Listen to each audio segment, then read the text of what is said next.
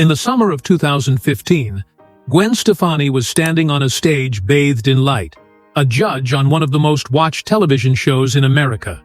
Her platinum blonde hair sculpted into perfection, her red lips a trademark of defiance, her entire image radiating the kind of effortless cool that had made her a global icon for 2 decades. But behind the cameras, behind the smile that had sold 50 million records and launched a billion-dollar fashion empire, Gwen Stefani was falling apart in ways no audience could see. Her 13-year marriage was disintegrating in real time. She had just discovered a betrayal so devastating it rewrote her understanding of the last several years of her life, and every night after filming, she would drive home to an empty side of the bed and cry until her voice, the very instrument that had made her immortal, gave out from something no microphone could capture. There is an irony in Gwen Stefani's story that hurts too much to be coincidence. The girl who grew up painfully shy, who could barely speak above a whisper in a crowded room, who hid behind her older brother at every social gathering because the mere thought of being noticed made her physically ill. The teenager who discovered that singing was the only place where that paralyzing shyness evaporated, where she could become someone louder, someone braver, someone who didn't need to disappear.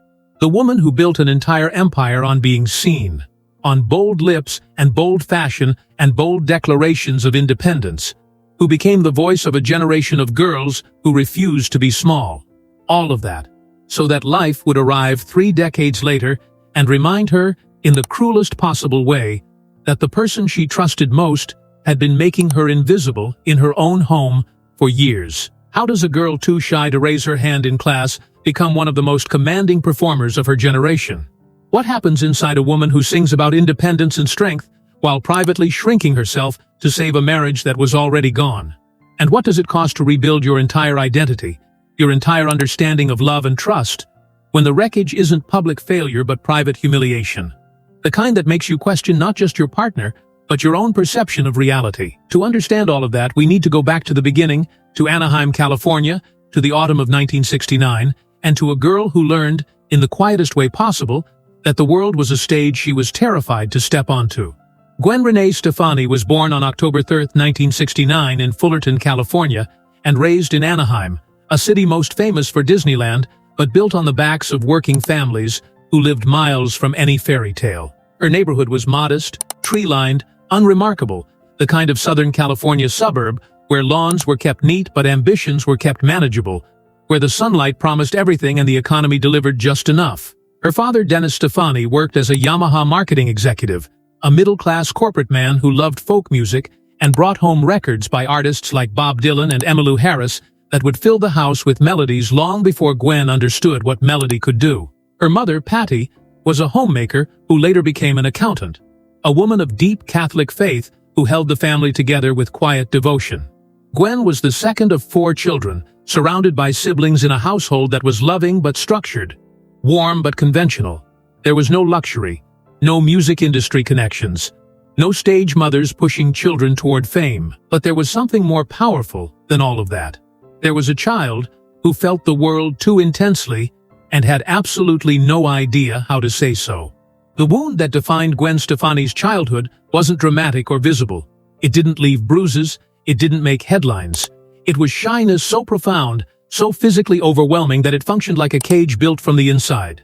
She was not merely quiet, she was paralyzed by social interaction. The kind of child who would press herself against walls at birthday parties, who would feel her throat close when a teacher called her name, who experienced the simple act of being looked at as a kind of violence. In school, she was nearly invisible, not because she lacked intelligence or personality, but because every cell in her body screamed at her to stay small, stay silent, stay safe.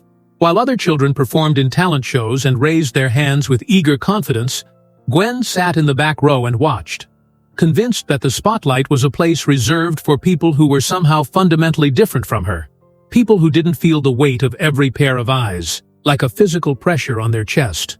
Years later, she would confess with a vulnerability that still carried the ghost of that terrified child, "I was so shy, I could barely function. I didn't think I had anything worth saying. I thought I was just going to be normal, get married, have kids, and disappear." At 17, she was a girl without direction, without ambition, without any indication that she would become anything other than exactly what she predicted. Another Anaheim girl who vanished quietly into ordinary life. Her grades were average. Her social life was minimal. Her future, by every measurable standard, was already written in pencil. Light enough to erase and unremarkable enough that no one would notice. But then, her older brother Eric did something that would accidentally rewrite the entire trajectory of her life. Eric Stefani, a talented musician and songwriter who played keyboards with a passion that bordered on obsession, had started a band rooted in the ska and reggae sounds he loved. He needed a singer. Not a professional, not a powerhouse, just someone willing to stand behind a microphone and try. He asked his little sister. Gwen said yes, not because she believed she could sing, not because she had any dream of performing, but because she trusted her brother more than she feared the stage. And when she opened her mouth for the first time in that garage rehearsal in 1986, surrounded by amps and cables and boys who smelled like sweat and ambition, something extraordinary happened.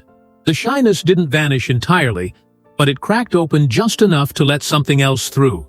Something raw and electric and completely uncontrolled. Her voice wasn't polished. It wasn't trained.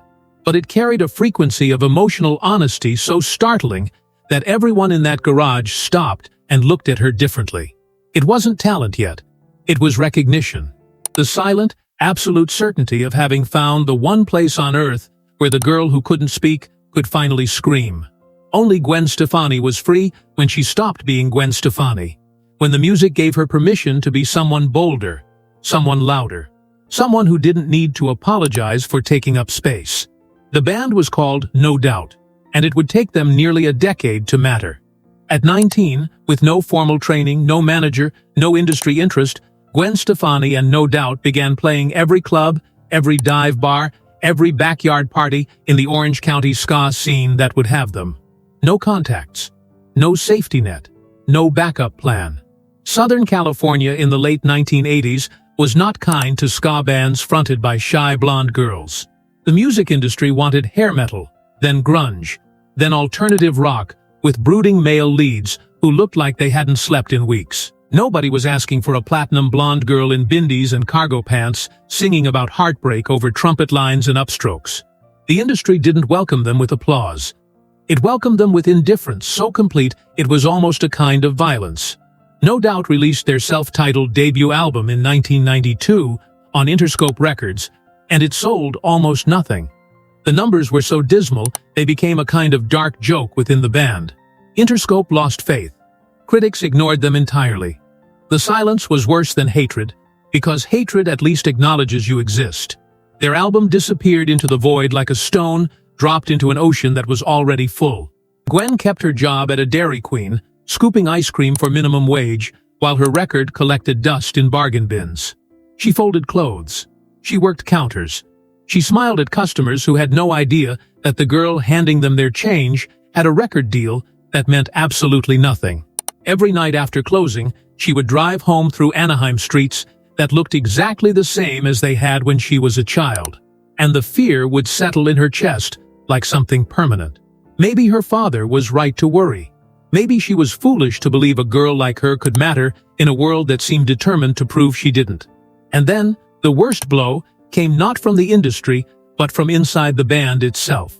Eric Stefani, the brother who had started everything, the person who had pulled her onto a stage and accidentally unlocked the only version of herself that felt real, left No Doubt. He walked away to pursue a career in animation, eventually working on The Simpsons. It was not a dramatic exit. It was quiet, almost gentle, which somehow made it worse. The person who had believed in her first was gone, and with him went the last thread connecting Gwen to the reason she had started singing at all. At 24 years old, Gwen Stefani was a failed recording artist working food service in the same city where she was born, watching her brother leave the dream he had given her, wondering if the universe was sending a message she was too stubborn or too afraid to read. The band was fractured. The label had lost interest. The critics had never gained it. For most people, this would have been the end, the dignified moment to accept that some dreams are just too large for ordinary people. For Gwen Stefani, it was about to become the longest, most painful metamorphosis of her life. because something was happening inside her that had nothing to do with the music industry and everything to do with heartbreak. Gwen had been in a relationship with no doubt bassist Tony Kanal since she was 18.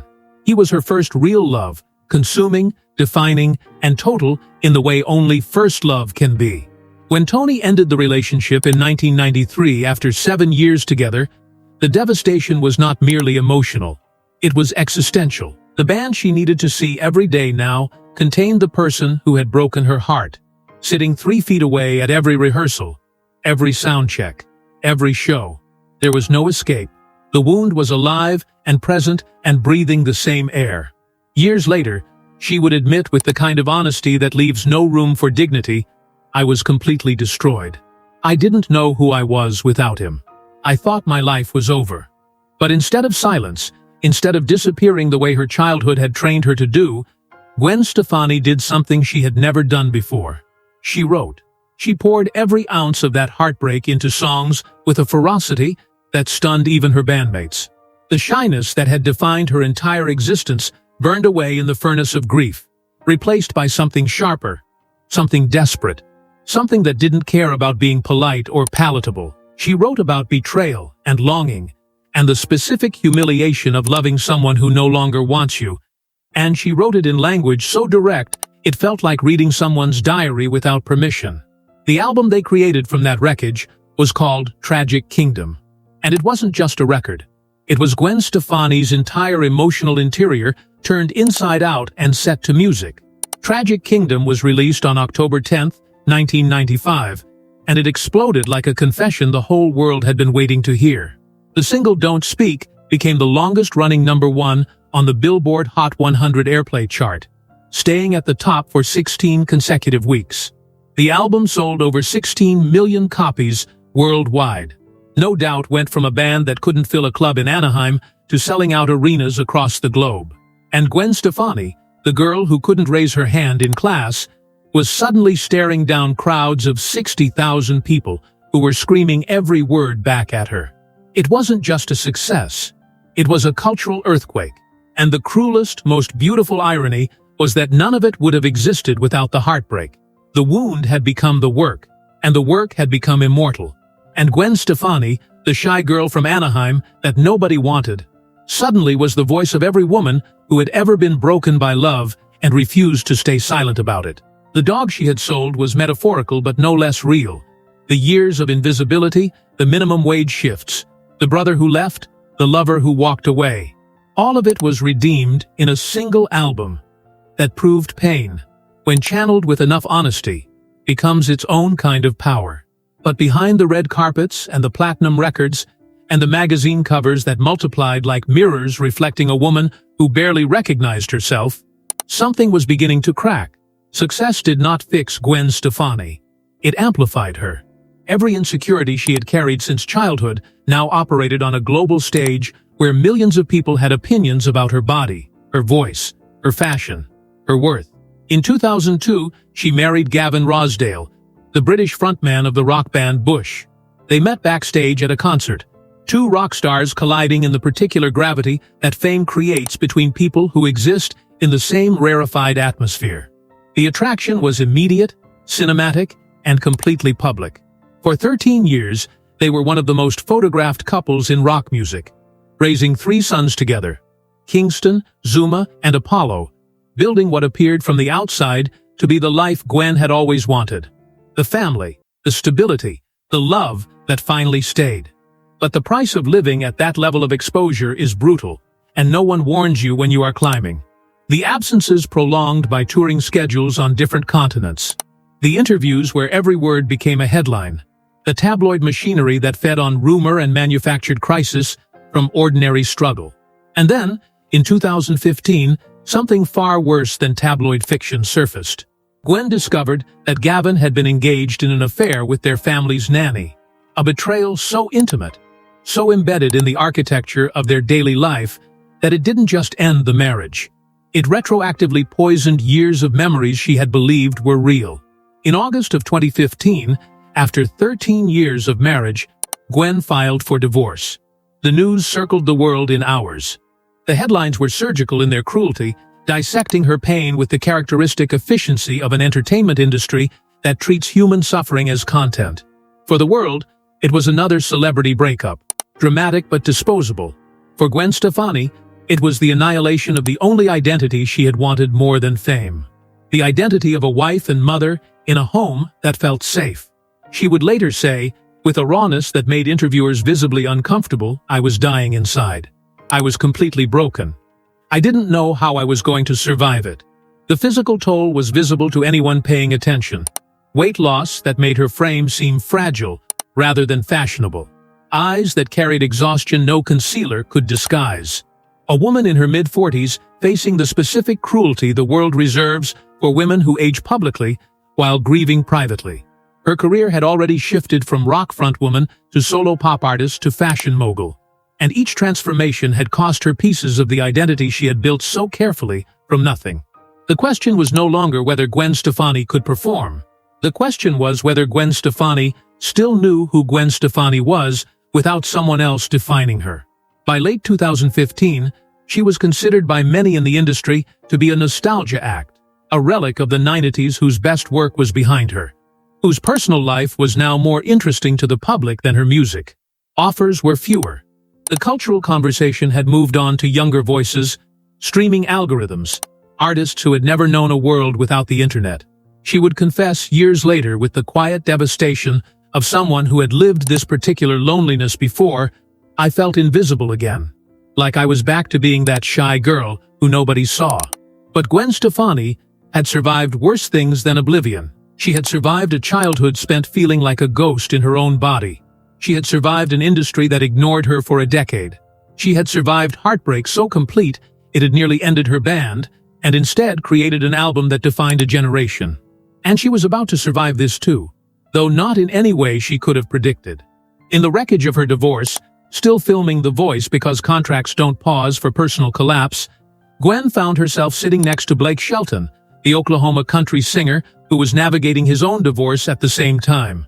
They were two broken people pretending to be whole for cameras that rolled whether they were ready or not. The connection was not romantic at first. It was something rarer, and perhaps more necessary. The recognition that another human being was drowning in the same water. They talked between takes. They shared the kind of honesty that only becomes possible when you no longer have the energy to perform. And somewhere in that mutual brokenness, something unexpected began to grow. Their relationship became public in November 2015, and the tabloids that had feasted on her divorce now pivoted to skepticism. Another celebrity rebound. Another doomed Hollywood romance. The industry placed its bets on failure with the casual cruelty of people who had seen this story too many times to believe in happy endings. But Gwen Stefani was no longer interested in proving anything to people who had never believed in her anyway. In 2016, she released This Is What the Truth Feels Like, an album born from the same emotional furnace that had created Tragic Kingdom 2 decades earlier. It debuted at #1 on the Billboard 200, her first album to achieve that position. The critics who had written her off as a nostalgia act were forced to reconsider. The woman singing about heartbreak and survival and the terrifying hope of loving again was not performing emotion. She was bleeding it onto every track with the same raw honesty that had made her matter in the first place. It wasn't cheap nostalgia. It was a real woman facing the ruins of her life and choosing to build something new from the rubble. On July 3, 2021, Gwen Stefani married Blake Shelton at his Oklahoma ranch. She was 51 years old. She wore a custom Vera Wang gown and walked down the aisle toward a man who had seen her at her lowest and chosen to stay.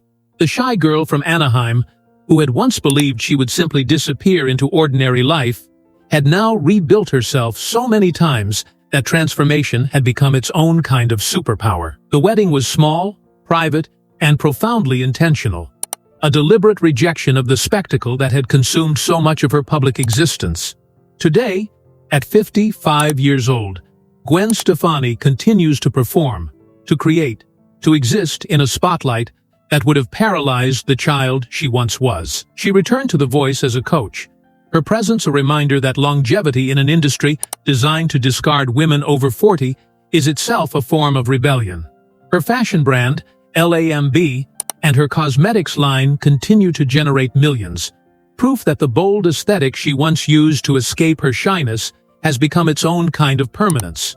Every stage she walks onto is haunted by the ghost of the girl who couldn't speak in class, and every note she sings is a refutation of everything that Ghost believed about herself. The cost was not merely professional. 2 marriages that ended in ways that rewrote her understanding of love and trust.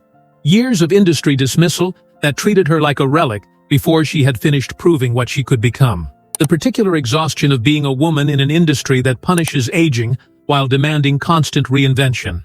She has spoken openly about the anxiety that still shadows her.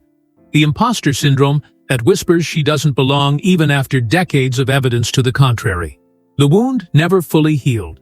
It simply became the foundation she built everything else upon. And yet, Gwen Stefani remains standing. Not as the untouchable icon the magazines once tried to make her, but as the woman who understood that real strength isn't the absence of fear. It's the decision to keep singing anyway. Her legacy isn't Don't Speak or Hollaback Girl or any single song, though all of them matter. Her legacy is the living proof that shyness is not destiny, that heartbreak can become art, and that the world's indifference is not the same as your worthlessness. From the silent girl pressed against walls at parties to the woman who commanded stages across the world, her story is proof that the things that make us want to disappear are often the same things that make us unforgettable. That the voice you're most afraid to use is usually the one the world most needs to hear. That reinvention is not betrayal of who you were, but the fullest expression of who you were always becoming. What lesson do you take from Gwen Stefani's story? How many times have you stayed silent when everything inside you was screaming to be heard? How many times have you rebuilt yourself from wreckage the world thought was final? Share your reflections below and subscribe for more stories of those who transformed their wounds into their greatest work. Because in the end, as Gwen Stefani taught us through every reinvention and every comeback and every note sung through tears the audience couldn't see, the girl who couldn't speak became the woman the world couldn't silence.